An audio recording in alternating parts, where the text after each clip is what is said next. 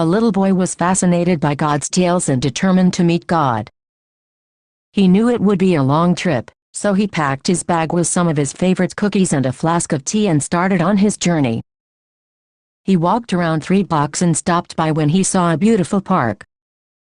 He sat on a bench beside an elderly lady. She was sitting on the bench and watching some pigeons. He opened his bag, took out his cookies and poured some tea. When he was about to sip his tea, he noticed the lady looked hungry. So he offered her his cookies and a cup of tea.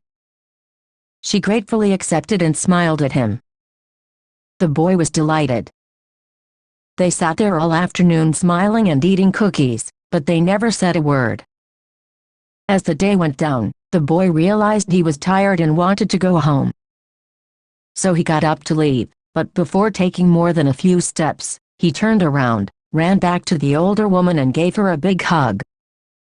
She gave him her biggest smile ever. The boy entered his house with a massive smile on his face. Surprised by the joy on his face, his mother asked, "What did you do today that made you so happy?" He replied, "I had lunch with God today." But, before his mother could respond, he added, "And she has got the most beautiful smile I've ever seen." Meanwhile, the old woman entered her home radiant with joy. Her son, astonished by the joy and peace on his mother's face, asked, "Mother, what made you so happy today?" She replied, "I ate cookies and tea in the park with God."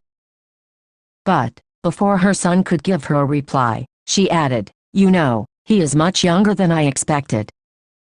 Too often, we underestimate the power of little acts of love and care like a touch, a smile, a kind word, a listening ear, or an honest compliment, and all of which have the potential to turn a life around.